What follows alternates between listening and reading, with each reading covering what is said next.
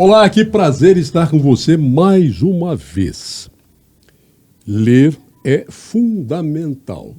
Deveria ser uma habilidade de todos. Infelizmente ainda não é. Agora, escrever é uma habilidade de poucos. Exige talento, exige dedicação. E as pessoas leem, o Brasil está lendo mais, as escolas estão incentivando a leitura, as publicações estão atendendo o desejo do eleitorado, né? Não é nem leitorado, mas do eleitorado que frequenta a biblioteca, frequenta a livraria. A gente vai saber disso, a gente vai conversar sobre literatura, sobre cultura, com duas pessoas que entendem bastante disso. Dois escritores que, por sinal, são meus amigos. Esse é o tema do nosso Pode Tudo de hoje.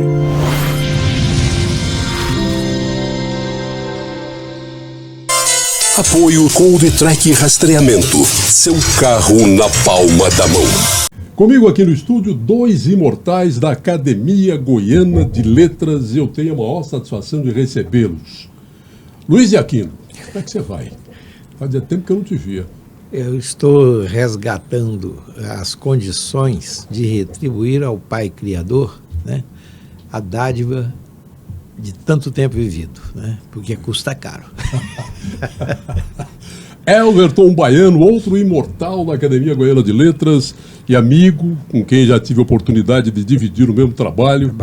Justamente. Prazer te receber aqui. Prazer meu, Cassim, estar aqui entre dois amigos e dois colegas de muito tempo, da imprensa goiana, né?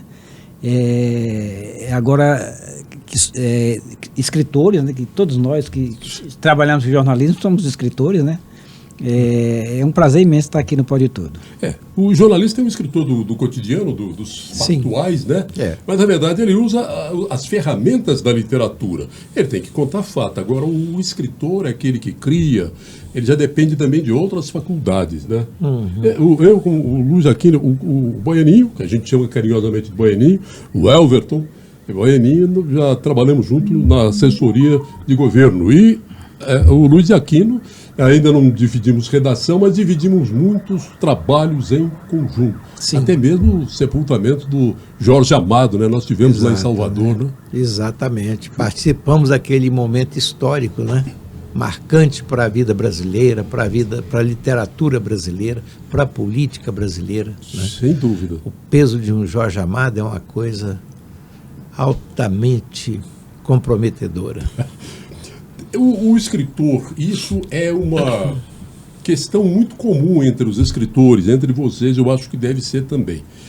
Eu sempre que eu li, uma porção de escritores sempre faziam referência à agonia, à angústia da página em branco. Hoje ninguém escreve mais em máquina de escrever, então tem a página, mas você tem a tela em branco, né? O que é que eu vou escrever aqui? Você já viveu a angústia desse jeito? Sim, algumas vezes, algumas não, a maioria das vezes, né? Eu sempre disse o desafio de uma página em branco, né? A provocação que ela nos faz, né? Mesmo muitas vezes, assim, uma crônica a ser escrita, né? Alguma coisa assim. Lembro-me bem uma ocasião em que eu, num bate-papo com o Jairo Rodrigues, o Jairo perguntou assim: Luiz Aquino, você sabe o que foi feito de fulano de tal? Alguém que esteve em evidência há algum tempo, que estava desaparecido.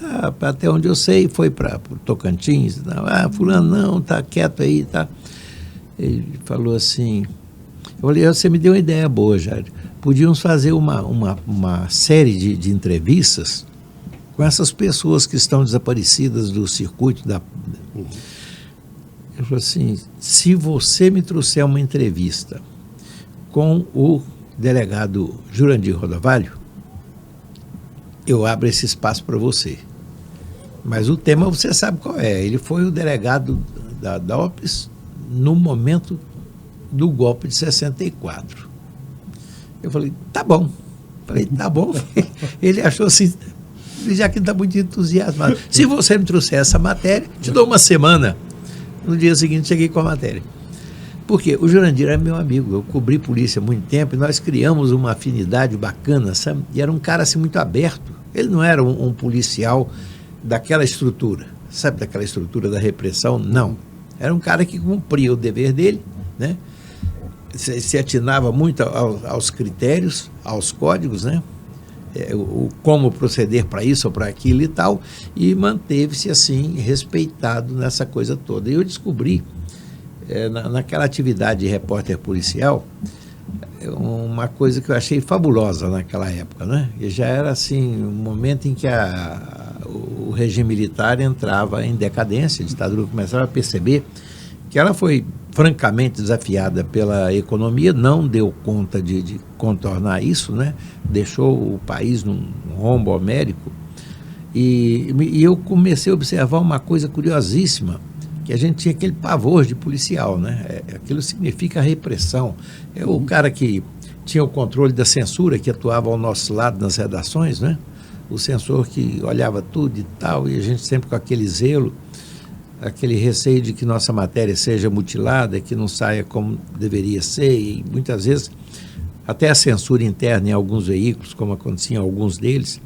Bom, e eu percebi que, assim como o Jurandir Rodovalho, muitos outros delegados com quem eu convivi naquela época, eles cumpriam o dever deles, mas não se entregavam àquela coisa como um ideal, sabe? E sabiam a hora de voltar, a hora de ajudar alguém a escapar daquilo. Não entrava na estrutura. Não entrava. É interessante, eu ouvi muito disso. Eu cheguei lá com o Jurandir, foi o Jurandir, quando ele me encontrou, eu fiz uma festa, ele estava aposentado e tal, né? E como é que vai? Tá, eu falei, eu vim aqui agora para fazer uma entrevista com você, uma entrevista diferente. Ele, como é que você quer? Eu falei, eu quero que você me conte como é que foi a sua vida de delegado titular da Delegacia de Ordem Política e Social em 1964. Ele, rapaz, acho que era só você mesmo para quem eu poderia falar isso tudo aqui. Tá, e me deu uma entrevista maravilhosa. Quando o Jairo viu aquilo, ele empolgou. E nós listamos cerca de 40 nomes. Eu consegui fazer 16. Depois as coisas que vêm acontecendo, o jornal atropela a gente, muita coisa. E acabou me rendendo um livro, que isso foi no ano de 94. No ano de 2000, eu produzi um livro chamado Deu no Jornal. E coloquei lá aquelas entrevistas. E finalizei com uma... Eu tinha um sonho de fazer essa entrevista do jeito que eu fiz. Porque eu tinha lido gente de Pedro Bloch. E tinha lido também, eu esqueci qual o nome da entrevista. Deu no jornal, eu fui no lançamento. Foi. Lá numa livrariazinha, revistaria, ali na T63, né? O Fernando Sabino tem um livro de entrevistas, o título tinha qualquer coisa também assim, e tanto o Pedro Bloch como o Fernando Sabino, eles não faziam uma entrevista formal, não era aquele ping-pong jornalístico, né? Eu pensei, eu vou fazer a mesma coisa, eu quero entrevistar o cara, colher o que eu puder dele e faço uma grande crônica. E assim eu fiz. Nesse meu livro só tem uma entrevista que não é de 94, já foi de 99, com Mauro Borges.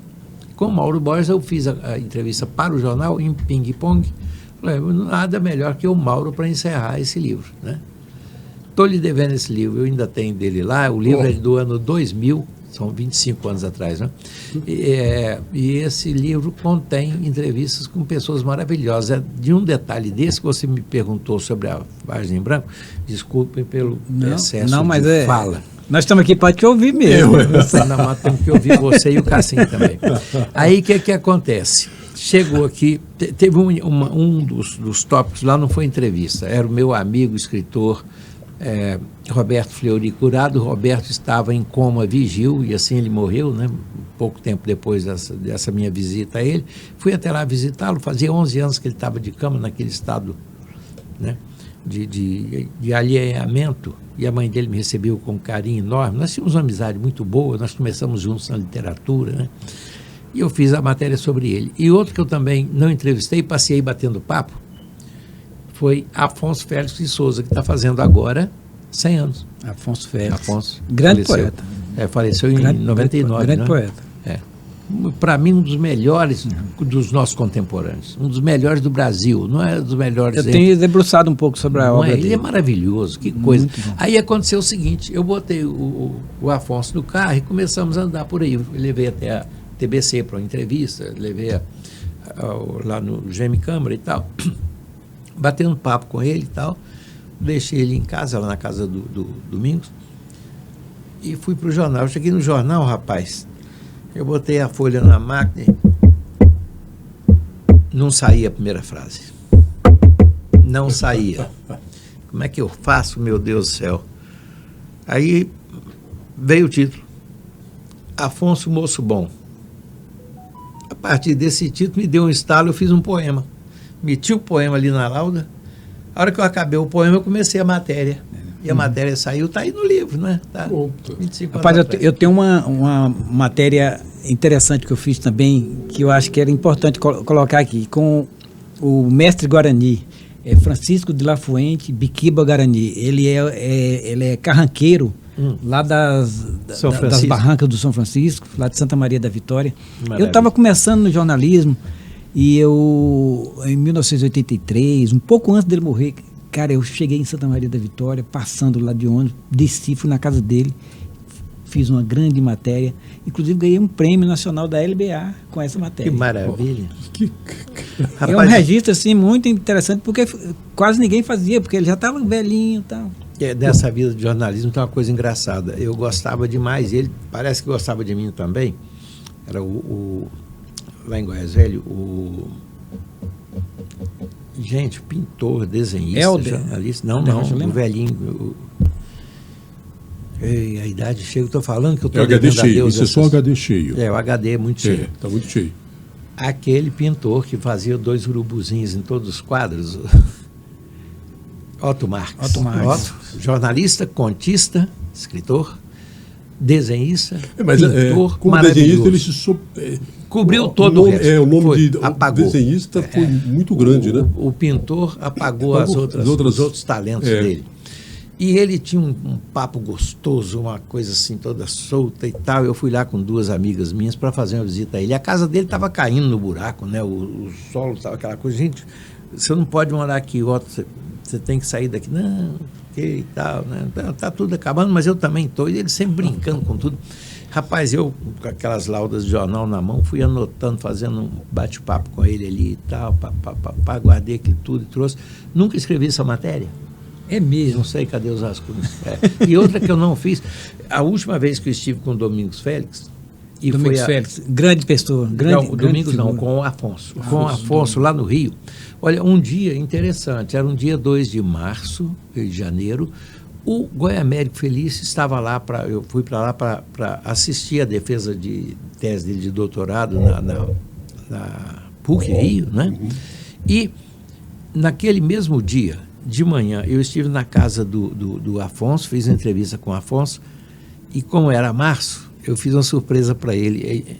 Em vez de publicar uma matériazinha e tal, eu esperei 14 de março, dia de Castro Alves, né, que nós trabalhamos sempre como Dia do Poeta. Agora temos 2 Dia Nacional da Poesia, né? Dia Nacional da Poesia. Dia, inclusive, que morreu o meu amigo Gilson Cavalcante. Pois é, maior, Dia do Poeta. Um dos grandes poetas que eu convivi, né?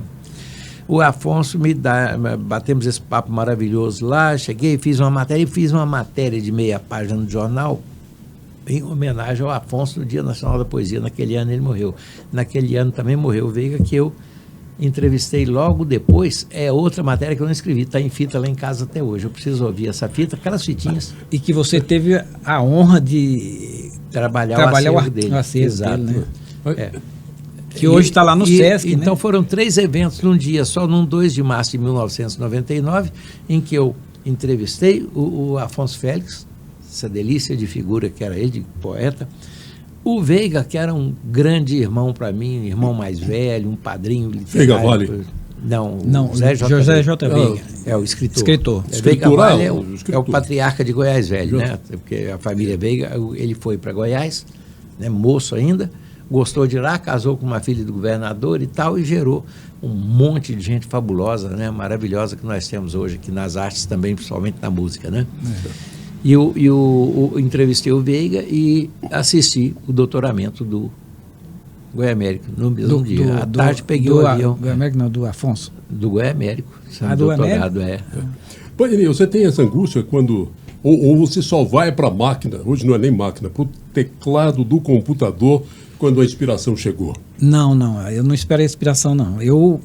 Geralmente eu escrevo poesia no caderno, à mão, né? E geralmente, raramente eu vou com uma ideia na cabeça, eu vou fazer sobre esse determinado tema, assim, aí me vem as coisas, me vem os versos, tal, eu vou escrevendo. Mas não vou com nada programado, não. Para escrever, por exemplo, romance, igual esse romance que eu escrevi aqui, aí é outra história, porque geralmente você só tem a folha, a tela em branco, né? Que isso aqui foi escrita. Nós somos da era da máquina da datilografia, né? Da datilografia. Velho Olivetti. Mas esse aqui foi escrito maravilhoso esse livro no computador. E assim, aí eu deixa eu gibi ele aqui. Me vinha alguma coisa e eu ia escrevendo. Expedição Abissal, olha, capa bonita, hein? Edição bonita. Mas que assim, a Rosa Monteiro, que é uma escritora espanhola, autora de A Louca da Casa e outros livros, muito boa ela, eu recomendo. Ela fala que para você escrever, você tem que primeiro ser um leitor, né?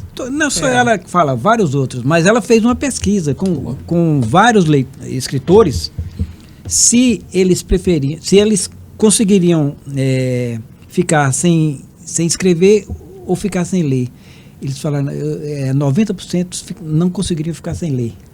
Então é uma tem uma outra estratégia do escritor, ele deixar uma caneta e um bloco de anotação na cabeceira da cama, porque de vez em quando à noite eu tenho um delírio e vou lá e anoto, porque senão eu esqueço. Meu avô, que era músico, lá em Pirinópolis, né, ele tinha isso, caderninho na beirada da cama, né? De vez em quando ele acordava de madrugada e escrevia, caderno de partitura. Ele fazia aquelas garatujas da pauta, né? Aí no dia seguinte, mas assim, vamos ver o que eu compus essa noite. E começava a solfejar. Eu tenho um caderninho do lado da cama, que esse livro aqui, por exemplo, alguma coisa eu sonhava e acordava assim no meio da noite, ligava meu abajurzinho lá e porque se você deixar para depois, você esquece. Esquece. E a coisa não vem como veio, né? Então você tem que escrever. Eu tenho que anotar. Eu tenho essa curta memória para meus afazeres literários. Porque tem algumas frases que aparecem. Parece de repente, que são basilares, são muito boas, que você não pode deixar de passar, porque se você deixar passar, você perde. Uma coleção de livros. Esse aqui eu vou. Falo de amor e esses ouvidos loucos. Esses ouvidos loucos. É o mais recente. Esse título já é um verso, né? Já é um verso. É um verso, sem dúvida. É que ele é um haikai, né? Um haikai aí, ó. E o Luiz de Aquino, esse é o primeiro livro do Luiz de Aquino. Esse daqui, ele me deu em 1978. Tem um ato falho na dedicatória. Só que você escreveu 79 aqui, viu? É um ato falho. Foi durante uma entrevista que eu fiz com ele na Rádio Brasil Central, e ele me deu, é o primeiro livro dele. E tem outros, né? Sinais da Madrugada, Poema de Amor e Terra, Razões da Semente. Vocês dividem como tempo? Eu estou na minha fase poeta, eu estou na minha fase romancista. Eu não divido, quando eu estou escrevendo inclusive um outro romance, assim, aí é muita dedicação a isso, porque a história você tem que pensar o que você vai escrever, o que vem, o que não pode, o que vai, o que o personagem tal faz, tal. Mas eu sempre escrevo poesia concomitantemente. Eu não consigo. Eu me dedico, porque o romance você tem que. O conto, né? Geralmente a escrita mais de prosa, você tem que se dedicar mais, você tem que. A de poesia geralmente é mais. Ela vem quando você se dedica a ela. Você é uma pessoa que eu conheço há muito tempo, tem assim, uma forma de ser diferente. Sua forma de vestir, eu me lembro, até quando a gente trabalhava no Palácio, você tinha uma gravata que era um Mickey. Foi difícil colocar a gravata em mim. Foi duro colocar a gravata, mas você ia, então, aqui A regra é essa, é colocar gravata, ele colocava O uma Nachaú- gravata que era do Pato Donald, do O Bob. Nachaú me deu umas 5 ou 6 gravatas de desenho animado. Eu cheguei a dizer a ele, antes da posse, falei, ô Baiano, eu tô de olho em você, eu quero ver com que gravata você vai vir. Se é um laço, né, Eu fui mais um sério. lenço, uma coisa parecida, que eu tô com vontade de entrar nessa linha. A partir, eu comprei uma meia dúzia de camisas gola de padre para ir às ocasiões sociais sem gravata. Sabe? Botoadinho assim, eu acho um charme. Bota o paletó e está ótimo, né? Que eu não consigo concordar com a camiseta, ou como estão usando hoje, até sem nada por baixo, só o paletó. Não consigo concordar com isso. Mas a gravata a gente pode variar. Na minha juventude, na sua, você lembra que chegava a usar um cadarço em lugar do... Tinha um passadorzinho, era um cadarcinho preto aqui em cima da camisa branco-rosa. Lembrava aqueles xerifes de filme americano. Exatamente, Aí nós temos o aprendizado com a gauchada nossa aí também, com o famoso lenço, né, no pescoço, aquela coisa. E o baiano tem essa irreverência com as camisas dele e tal. Eu pensei, e eu não pude ir, eu estava de cama com o problema dessa ciática, né? Mandei mensagem, tentei falar com ele, não conseguia. Mas falou depois. Aí eu pensei, gente, eu estou doido para ver com que gravata que o baiano vai. Ele estava todo Olha, formal. Eu pensei em quebrar um pouco a cerimônia, mas assim, eu não podia, a primeira vez que eu estava me apresentando. Era a primeira vez. Então eu não... Entrando na imortalidade, né, Baianinho? Eu pensei, inclusive, que eu tenho uns colares indígenas, dos cuicuros lá do... foi isso que eu pensei. Xingu. Eu pensei em colocar, mas falei, não, mas não posso fazer Olha isso, porque senão eu vou ser... Olha esse punho. Esse aqui também é cuicuro. Muito legal. Mas é sobre essa sua irreverência, né, na forma de vestir, na sua forma de viver, eu quero tratar dos seus poemas picantes.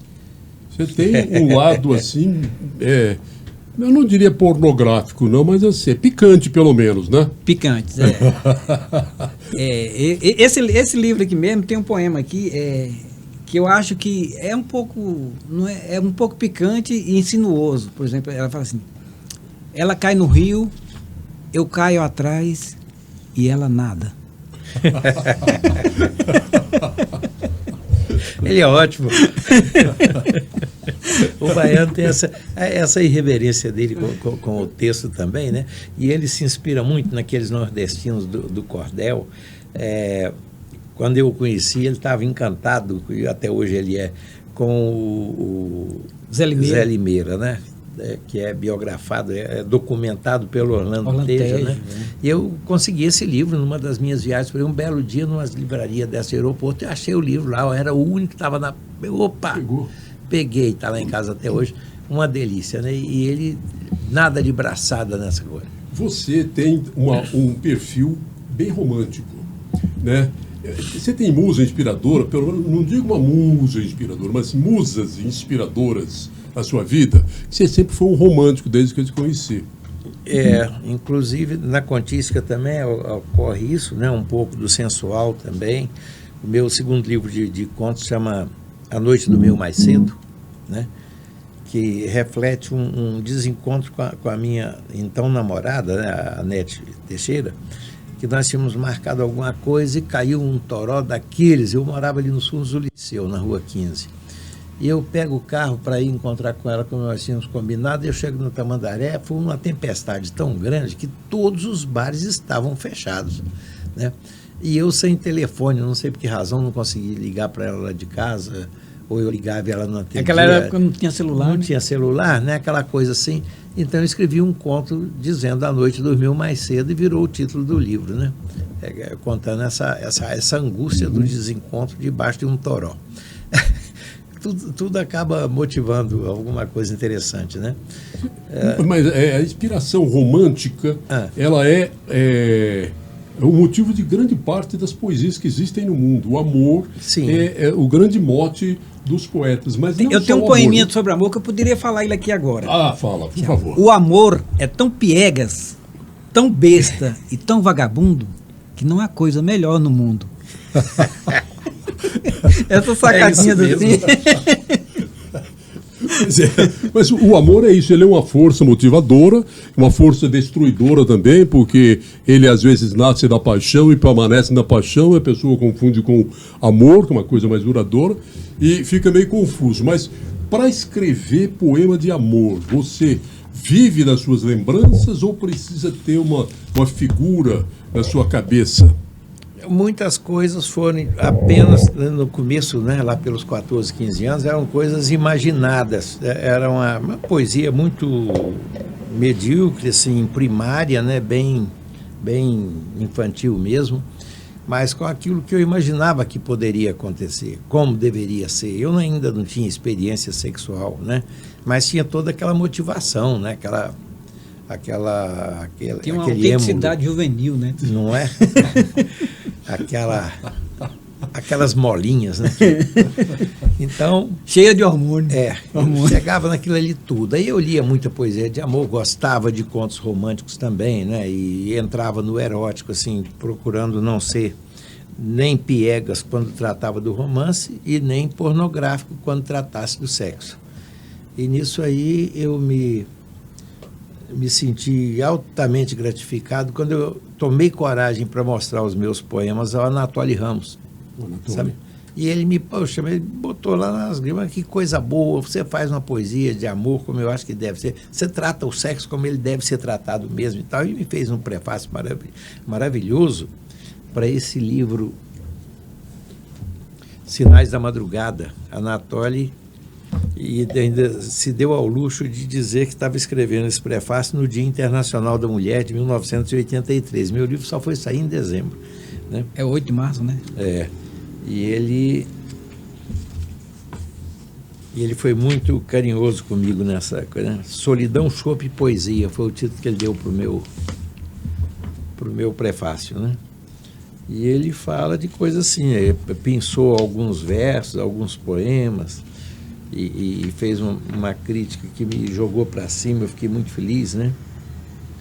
Ele encerra excelentes peças poéticas que apresentam um Luiz de Aquino que não sabe chorar mágoas nem fazer versos carregados de juras de amor. Na hora de lamentar-se, ele grita. Na hora de amar, ele propõe sexo. Sem lirismo fresco, sem romantismo ao gosto de domésticas noveleiras, chofezes de fogão que fedem a alho e choram cebolas, porque não entendem a razão de seus homens se afastarem de suas companhias. Em tudo, porém, ele põe acento poético, em tudo há conotação romântica, lírica, mas aquele lirismo dos loucos, entre aspas, o lirismo dos bêbados, o lirismo difícil e pungente dos bêbados, entre aspas, novo, de acordo mesmo com a receita de Manuel Bandeira.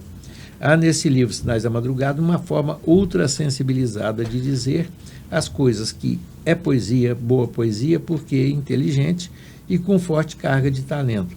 A poesia de um boêmio que fala em sexo com amor e carinho, como o sexo deve ser mesmo, como eu entendo sexo. Foi. Agora, isso eu ouvi de um Anatoly que tinha a mesma idade da minha mãe, por exemplo, para mim era uma gratificação, né?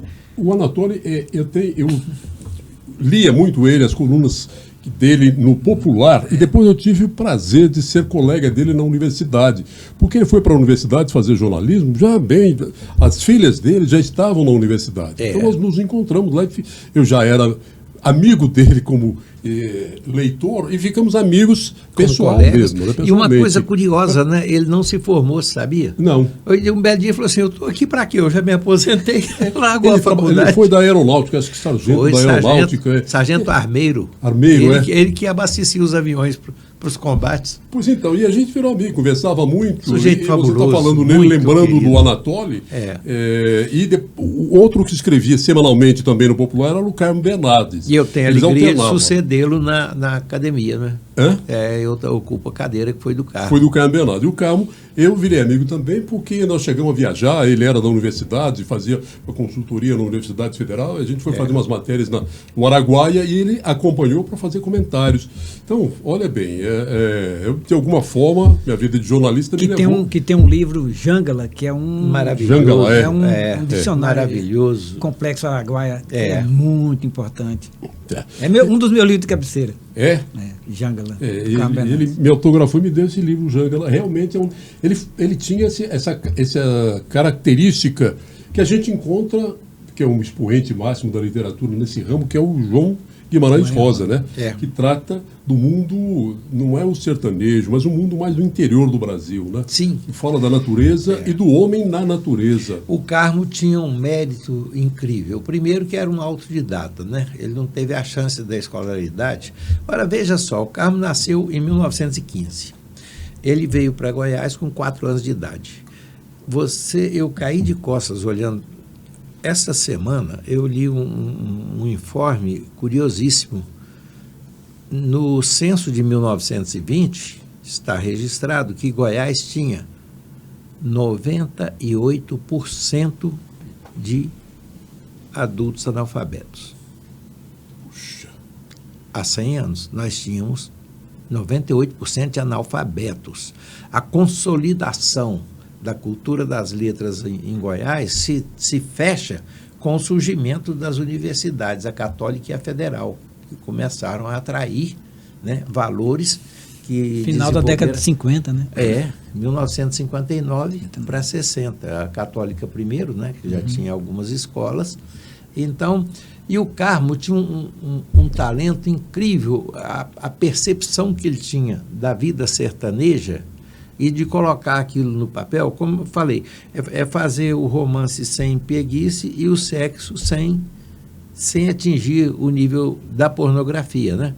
E embora Consuelo Nasser gostava de brincar comigo e dizer assim, eu estou com o Jean-Paul Sartre, né?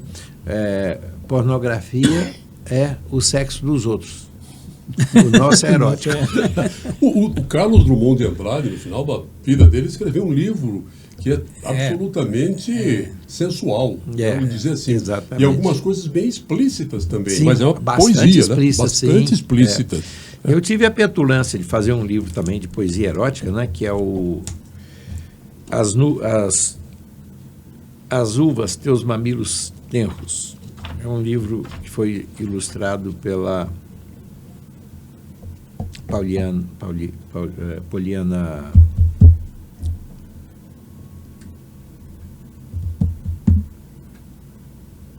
A Poliana, do Popular, desenhista, programadora, professora de ilustração. Ela é primeira do Helder Duarte, é Poliana Duarte. Poliana Duarte, né? Uma maravilha, aquela moça tem um talento, uma coisa incrível. Foi o livro mais bonito que eu consegui fazer, né? Ficou um livro gostoso de se ler, provocativo, né? E que marcou um bom momento. O livro foi lançado há 20 anos, em 2005. Procura aí para nós isso, enquanto o Baianinho vai me falar que ele é de Correntina, na Bahia, um lugar que eu já não tive, não conheço, mas vi muitas fotos, já vi vídeos de lá e achei um lugar lindo. Correntina. Olha aqui, eu trouxe aqui um trabalho, que esse livro eu lancei em 1995. Você fez esse livro aqui? Esse livro, Olha, esse livro é o best-seller da cidade, do município. É um best-seller. Inclusive, concursos da prefeitura o pessoal tem que estudar nesse livro. Você está na história literária da cidade de Correntina, na Bahia. Hoje mesmo, a vereadora de lá fez a maior... Você morava lá nessa época? Não. Já morava aqui. Eu estava aqui. Eu morei lá até os 15 anos de idade. E se você quer saber um pouco da história de Correntina, está aqui. Essa aí é a segunda edição. Elberton Baiano. Essa é a segunda edição ampliada.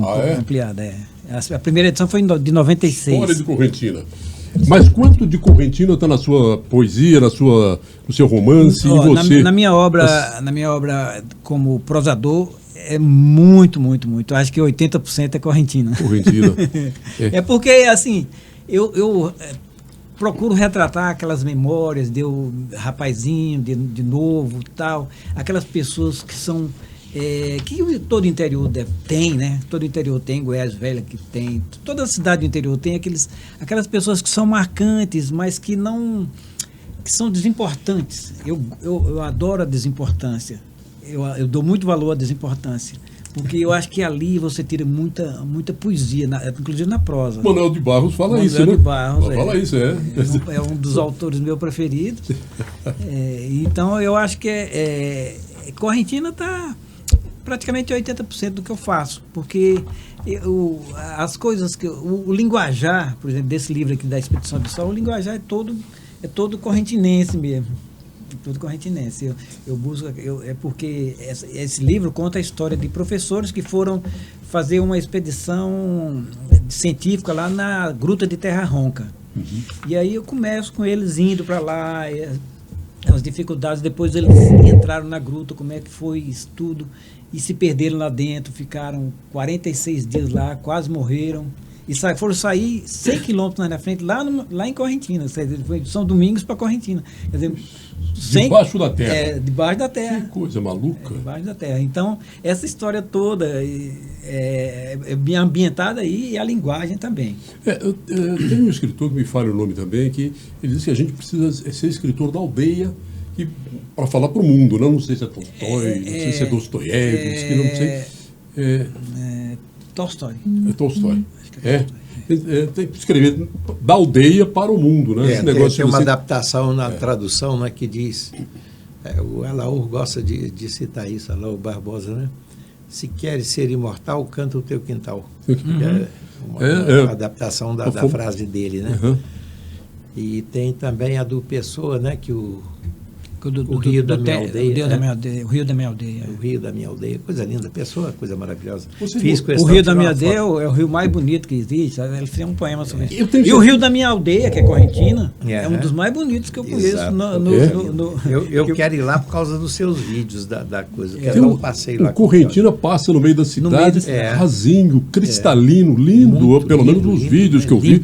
E um dia eu perguntei para o Boninho, tá daquele jeito? Mas tá daquele jeito. Eu falei, mas que coisa maravilhosa. Graças a Deus.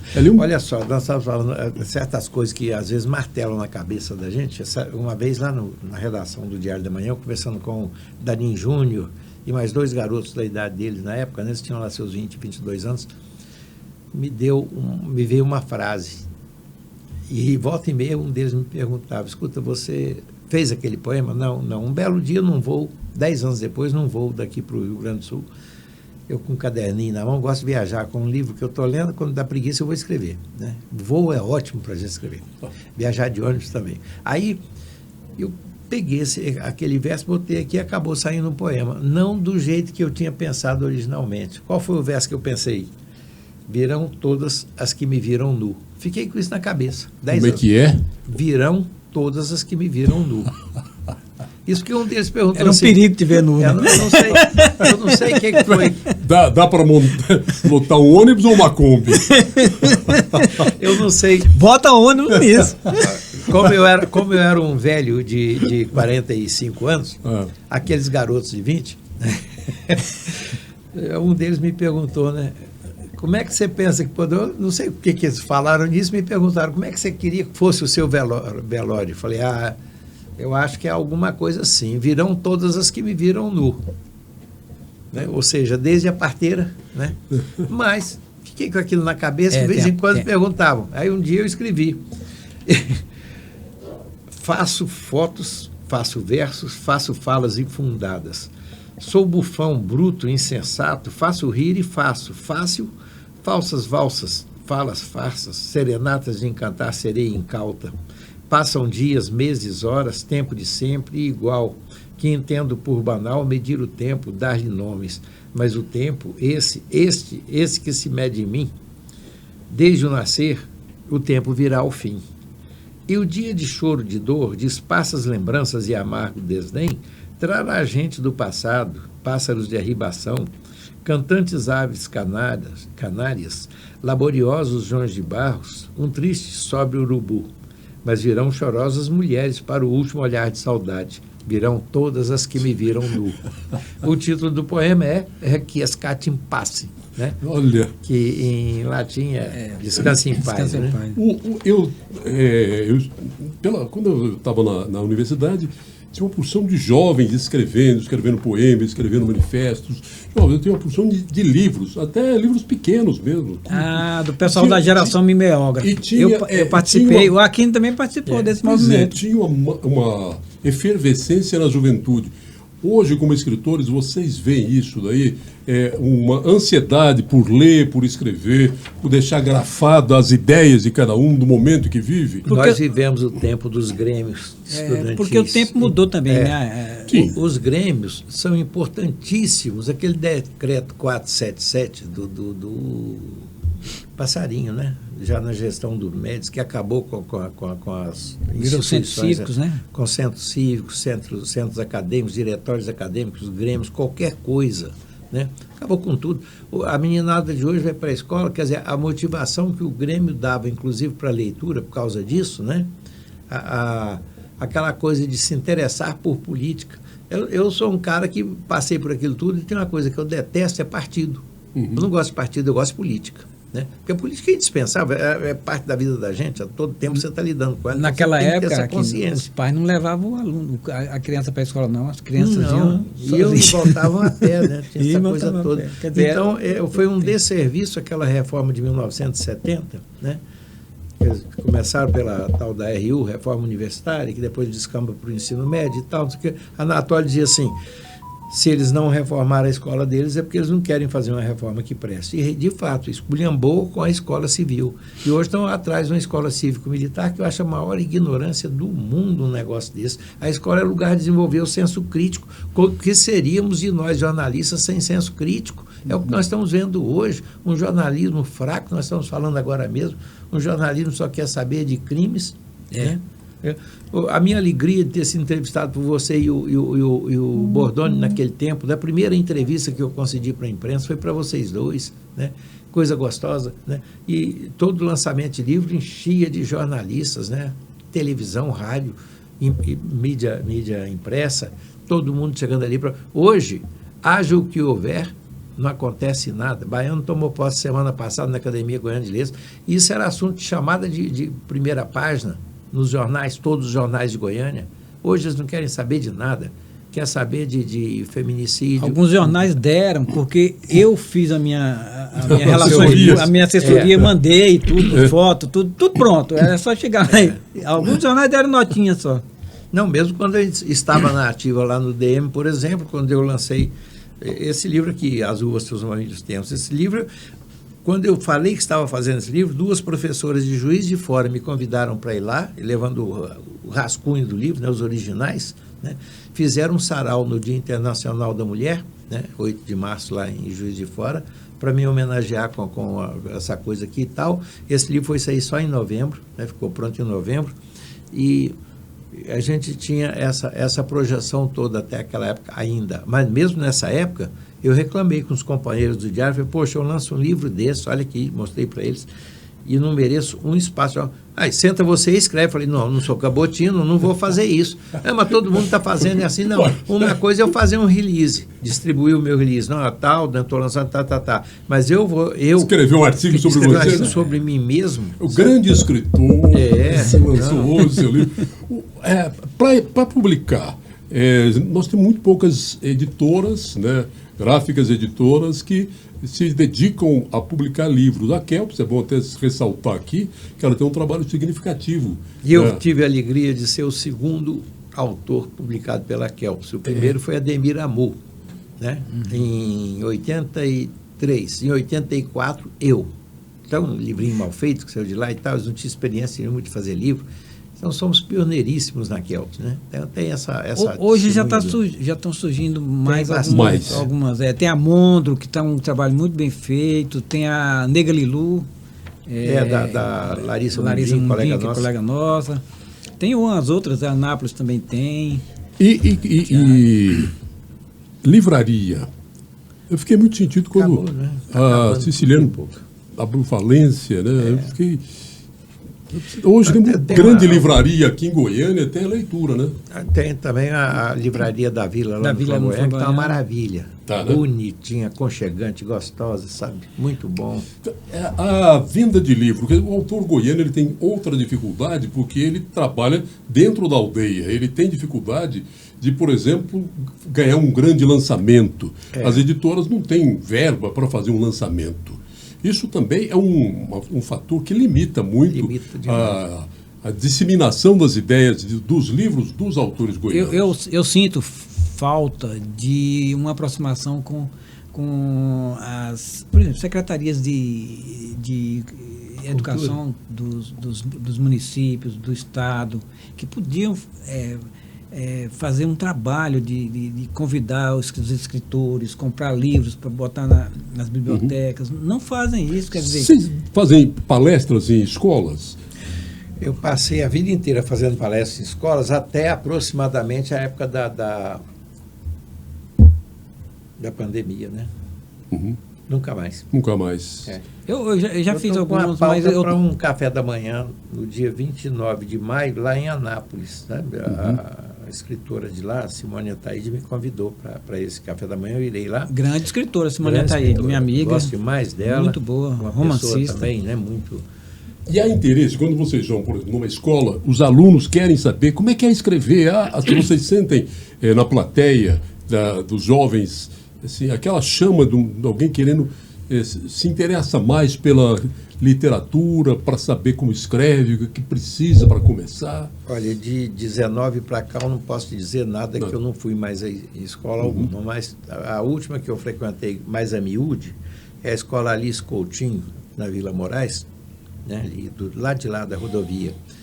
Uma professora de lá me convidou para ir lá algumas vezes, fui lá várias vezes, e essa foi a última em que eu vi os meninos trabalhando assim, produzindo um livrinho, sabe? Os professores coordenando poemas dos meninos, continhos dos meninos e tal, e faz um livrinho que o menino vai guardar aquilo, né? A mãe, a avó vão guardar aquilo para o resto da vida, né? E outra coisa também, anunciando a nossa chegada, por exemplo, eu fui lá, eles me abordaram com a questão das crônicas, e ela se deu o trabalho de pegar publicações minhas no jornal, fazer uma ampliação, né? Quer dizer, o espaço do jornal aqui desse tamanho, ela fazia num ponto aumentado, espalhou pela escola inteira, e os meninos vinham, às vezes faziam paródias das minhas crônicas, dos meus poemas, sabe? Então, isso acontecia muito, era muito bom, sabe?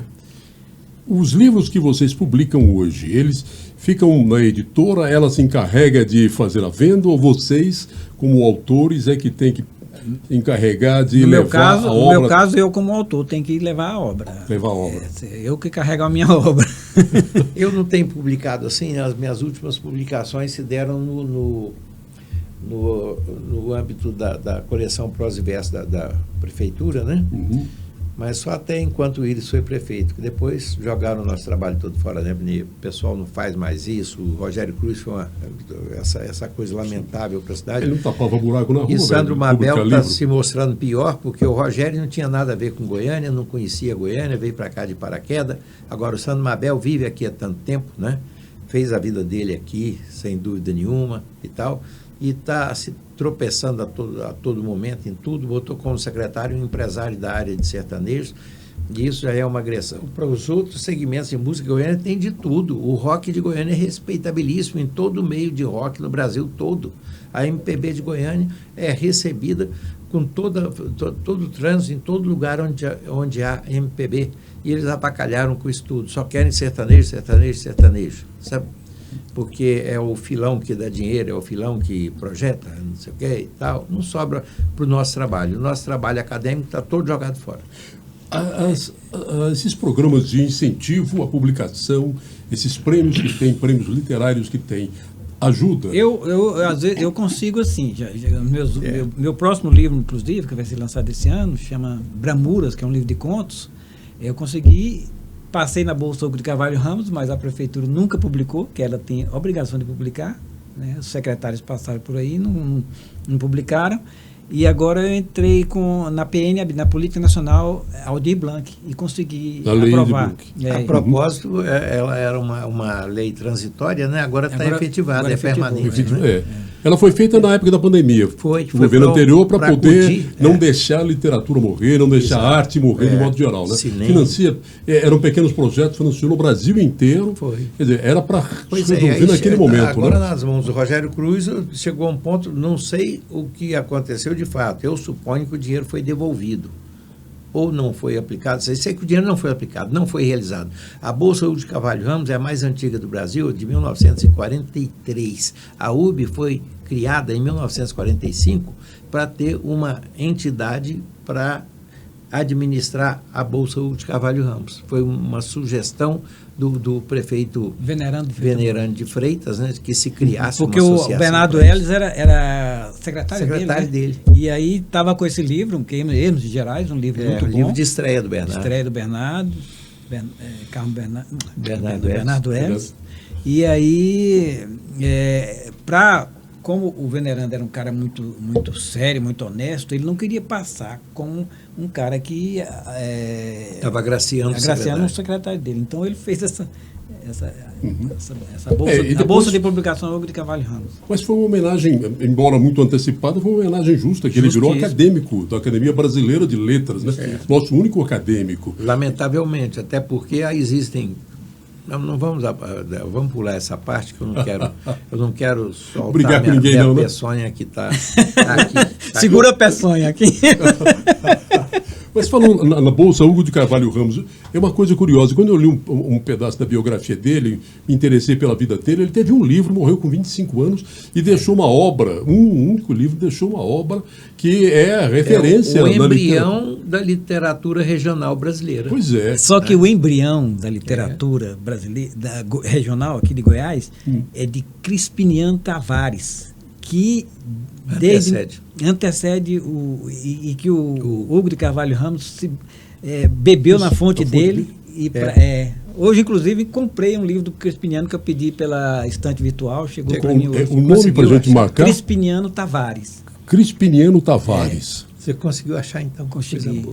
Eu não conhecia. Ele é baiano, chegou para Goiás em 1883 e morreu em 1909. Justamente 1906. A época em que ele estava despertando para a leitura, né? Ficou 23 anos aqui, mas 23 anos muito produtivos. Fez crônicas, contos, tal, e foi um antecessor desse regionalismo.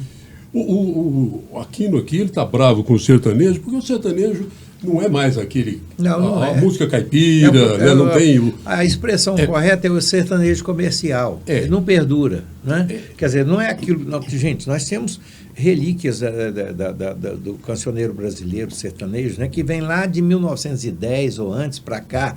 Nós temos aí grandes nomes hoje, como essa dupla lá de Uberlândia, aqueles dois irmãos. Vitor e Léo, maravilhosos. Aqueles caras estão dentro muito da pauta bom. As certa. letras são muito boas e as músicas também. Melodias as vozes são muito harmoniosas. Exatamente. E temos também dois sujeitos aí que são impagáveis também, né? Almir Sater e Renato Teixeira. Dois caras que, pelo amor de Deus. Então, são sertanejos legítimos. Agora, o sertanejo comercial é como qualquer coisa. Por exemplo, eu adoro samba, mas não tenho paciência para o pagode. Sabe? Quando é uma coisa muito comercial, não é? Sabe? Vocês nunca enveredaram por esse caminho, não, da música? Porque tem algumas poesias que viraram músicas, né? Eu tenho algumas. Poesia do Vinícius, poesia do Drummond, que viraram obras musicais depois. Sim. O Vinícius, inclusive, era qualificado mesmo como compositor, não de poemas aproveitados só, mas porque ele fazia letras para ser música, né?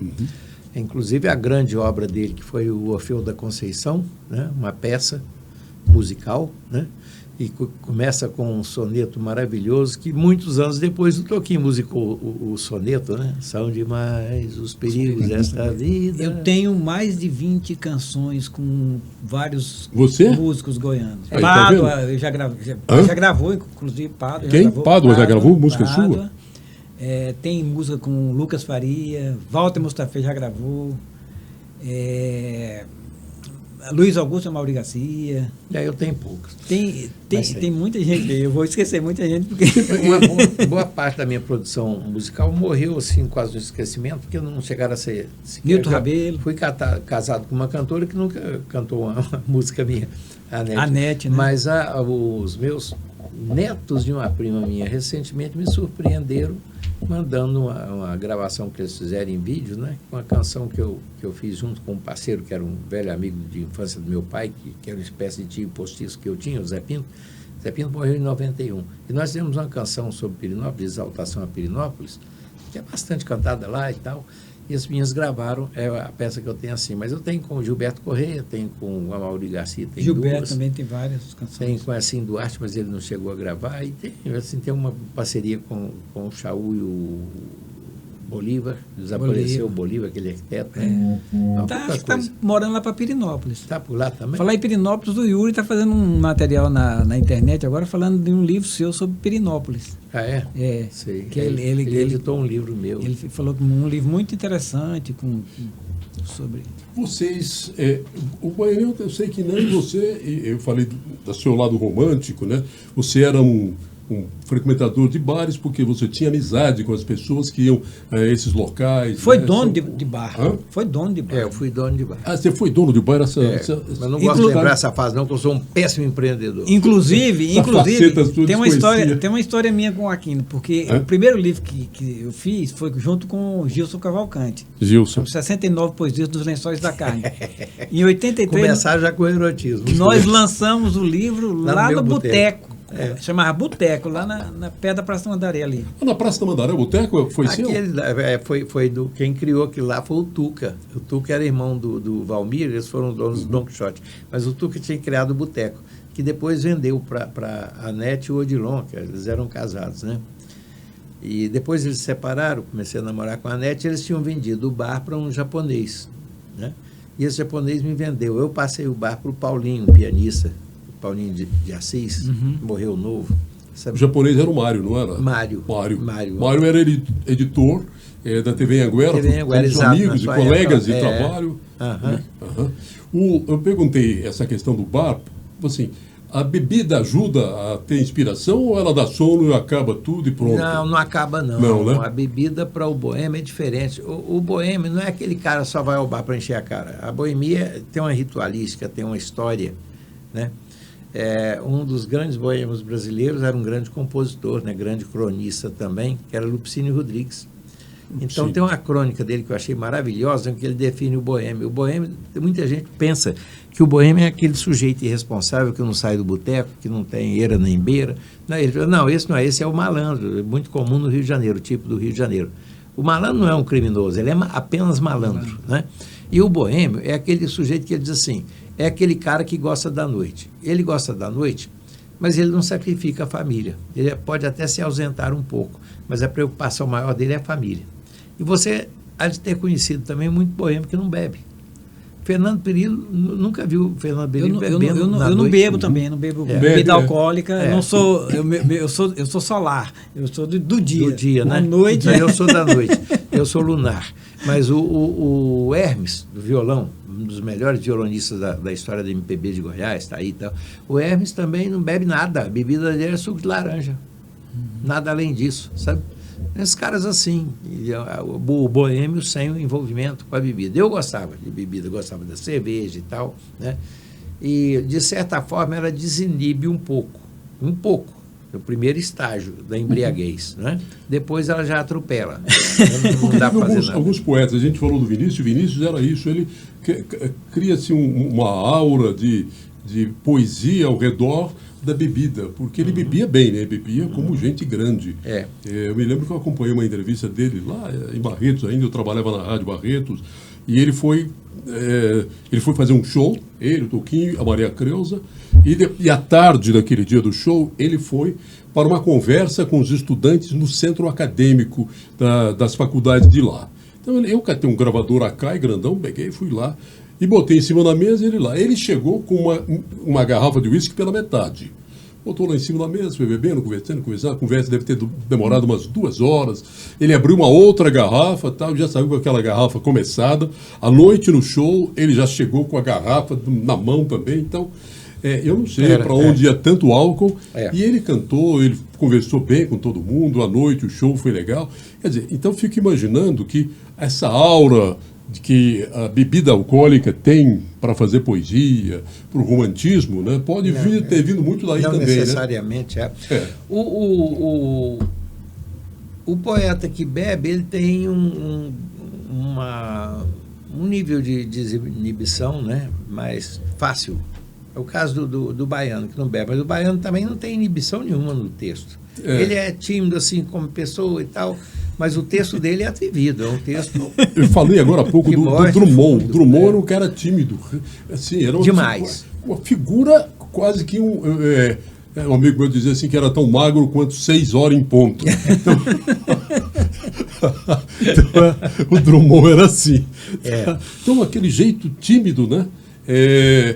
E poesia, essa poesia, esse livro de contos de poesias eróticas dele é uma coisa bem aberta, bem solta, falando, não combina, né? A cara não combina. E Não combina o com a curioso, esses livros ele confiou aos netos que só publicasse depois da morte dele, que ele não queria morrer com a imagem do poeta Fecenino. Fecenino.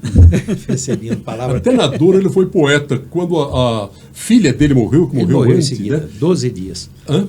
Ele morreu 12 dias depois dela. Pois é, e Ele ficou abalado demais. ele era tão apaixonado na filha, ele tinha uma ligação maior até que com a mulher dele. A filha dele era confidente, era amiga, era tudo para ele. Quando ela morreu, ela faleceu antes dele, né? E ele ficou tão transtornado que ele falou para o médico: doutor, me receita um infarto fulminante.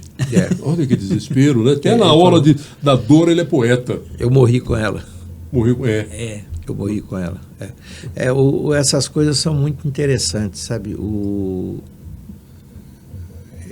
Esse aspecto do poeta em si, nessas coisas assim. Outro poeta também não envolvido com a boemia, mineiro também, lá de Juiz de Fora, que eu acho maravilhoso, li muito pouco dele, mas sei que é sensacional, Murilo Mendes, né?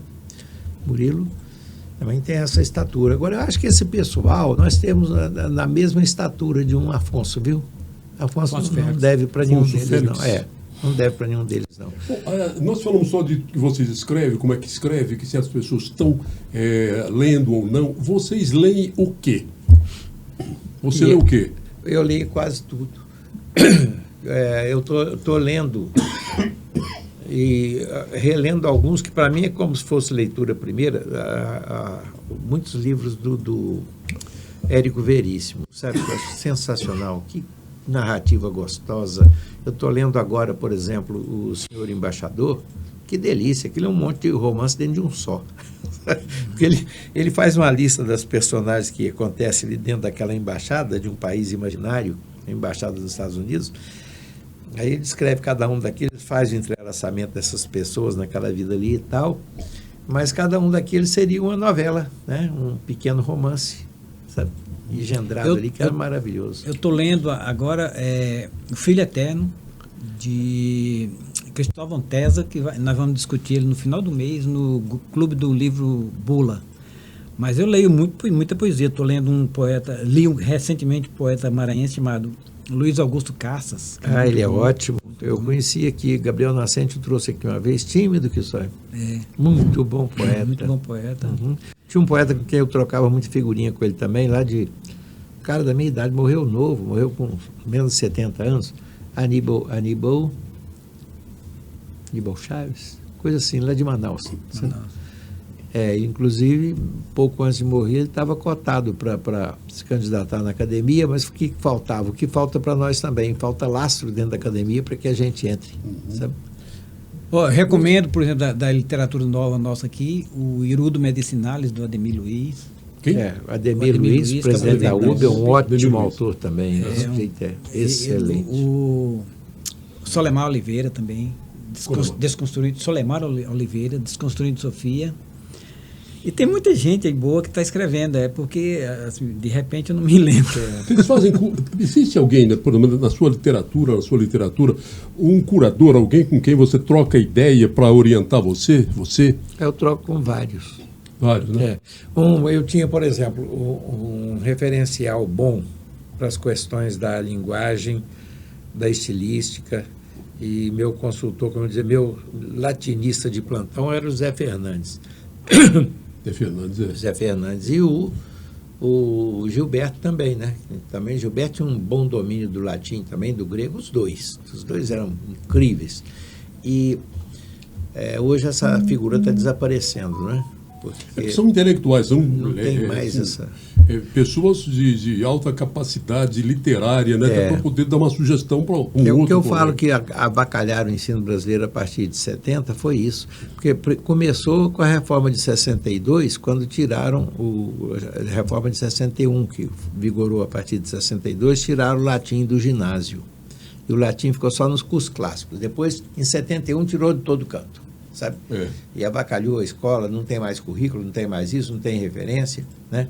E ficou essa bagunça que a gente tem visto aí. Mas até a igreja católica, que se baseava nos seus textos no latim, teve um período dela, a partir de um determinado papa, não sei se foi João 23, que falou, olha, não, as missas passam a ser na língua... Não, até aí tudo bem, só mas a língua deles lá no Vaticano é o latim. É o latim, né? Habemus Papam. Habemus Papam. E muita troca de figurinha em latim também. Latim. E os padres de até, digamos, 20, 30 anos atrás eram as pessoas mais cultas que nós podíamos encontrar. Isso acabou também. Os padres estão ficando meio... Sabe? Agora, se ele esbarrar lá fora, ele vai ter que, para chegar a cardeal, não chega sem o latim. Sem latim. Não. Às vezes pode até ser um idioma, quase um código entre eles. Eu falo em latim, o outro não entende, o outro não entende. É uma língua mais ou menos morta, né? Tá assim, amortecida, morta, né? Porque não é de todo morta. De fato, não é de todo morta por isso. Porque alguém disse há poucos dias, eu comentei isso com o Marcelo Alves ontem, João Marcelo, cantor. Falei, olha... alguém escreveu, eu parei para pensar e tive que concordar aqui no meu íntimo. Quando fala assim, aí acabou o Império Romano. Não acabou, não. Acabou, não. O Império Romano está aí até hoje. Quem é o Império Romano hoje? Vaticano. E com uma sabedoria incrível. O que eles fizeram nos últimos 100 anos?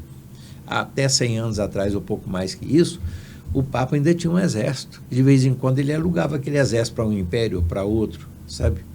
O fulano está numa guerra contra tal e tal, o que nos interessa naquela guerra? Então vou mandar meu exército para ajudar o rei fulano, sabe? Praticavam isso. E depois que ele deixou, o Hitler tem uma frase que é matadora, né? Aquelas frases quando disseram, olha, o Vaticano não está gostando desse comportamento, e ele pergunta, quantas divisões tem o Papa? Então, é isso daí. Bom, olha... Mas os papas sobreviveram, ele não. Ele não. E a igreja foi sábia. Ela teria desaparecido se ela continuasse armada. Ela sabe a hora de mudar. É incrível, sabe?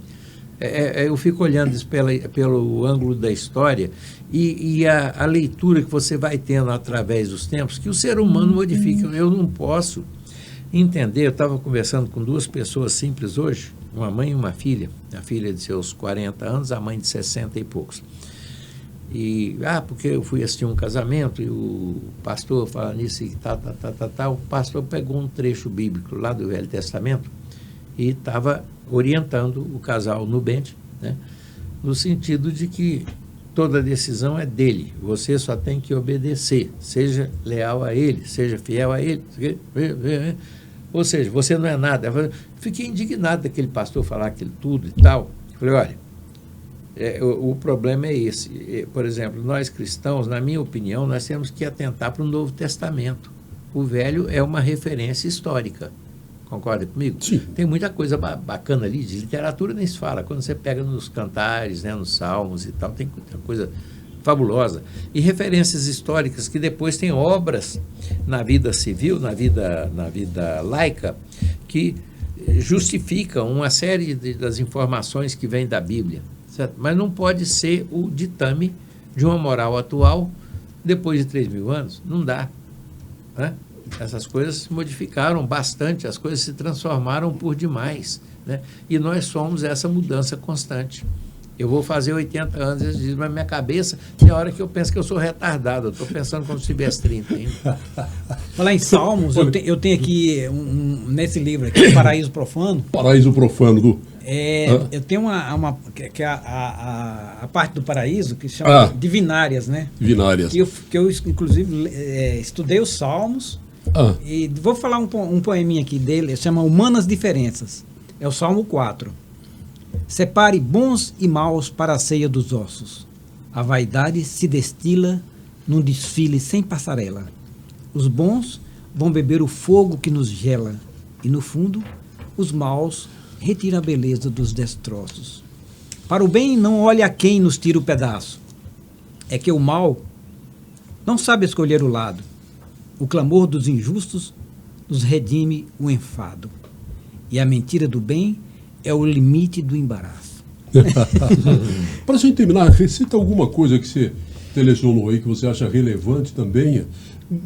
É uma poesia, mas é também uma lição, né? Uma lição. Uma lição, não é só... Eu acho que a Bíblia, né, é um livro literário também muito importante. Sim, como literatura, né? Exatamente. Eu estava falando sobre aquele livro de poesia erótica, né? Aqui tem poemas quilométricos, né?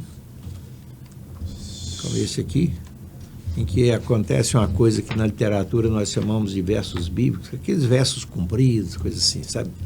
Nada a ver com a doutrinação bíblica, mas com a estilística, né? Da redação. Um poeminha curto desse livro, né? As uvas teus mamilos tenros. Eu já passei um constrangimento uma vez. Não me constrangi porque eu já estava mais ou menos preparado, né? E eu escrevi uma crônica e fiz um poema chamado Aplauso de Silêncio, porque eu estava lendo as poesias eróticas. Quando eu terminei, eu olhava para a plateia. Ninguém bate a palma. Umas senhoras taciturnas e uns homens assim. Foi lá em Pirinópolis. Aí, esse aqui nesse livro tem um poeminha pequeno. Chama Convite ao Cio. Não deixa de ser um convite ao cio, né? Brincava de olhar, de rir, de tocar. Brincava de amar, mas brincava de sexo. Sem querer, eu acho. Tinha um cheiro, a menina, um cheiro maneiro de... feito pele morena, quente e de pelos miúdos. Enfim, era algo rápido que sacudia o sangue, me erguia o falo pulsante, pensante, evidente, na concha molhada e quente também, e convidativa. Ah, menina, dá para mim, vai.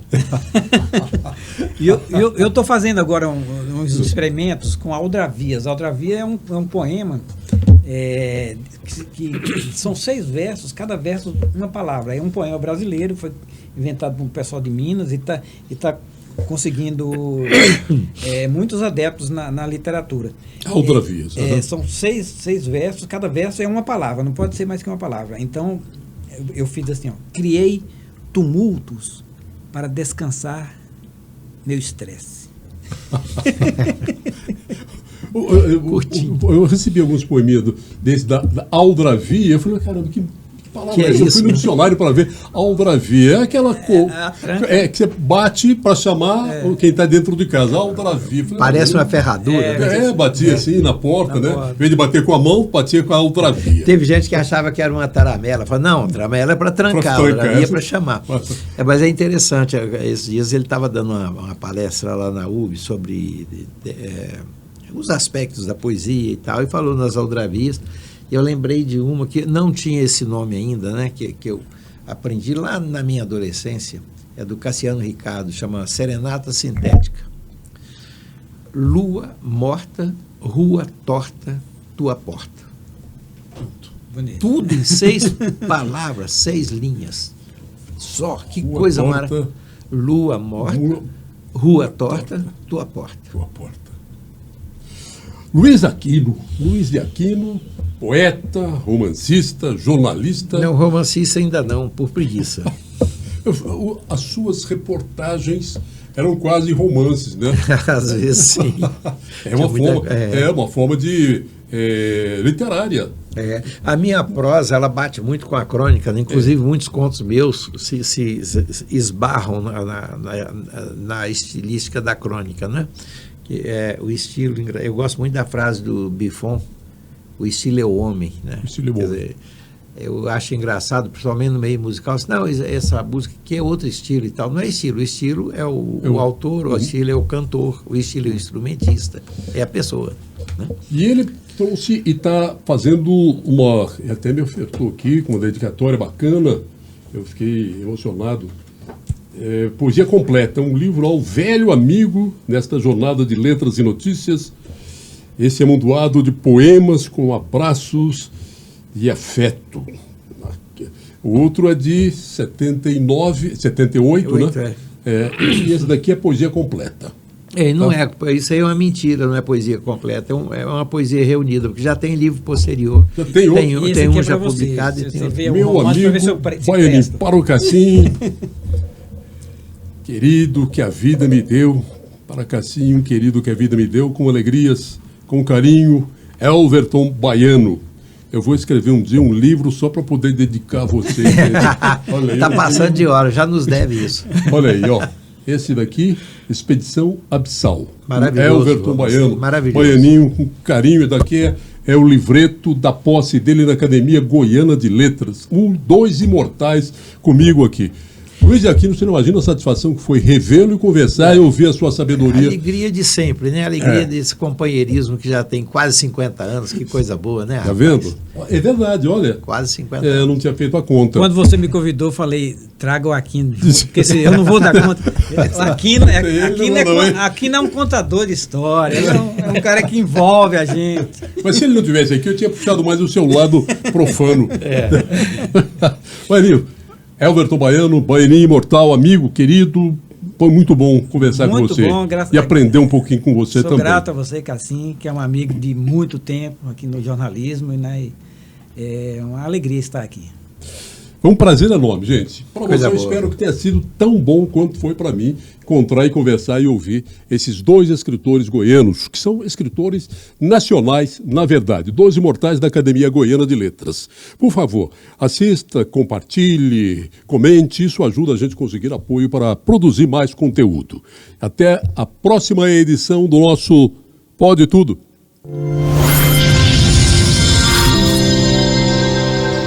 Apoios com o Ditrec Rastreamento. Seu carro na palma da mão.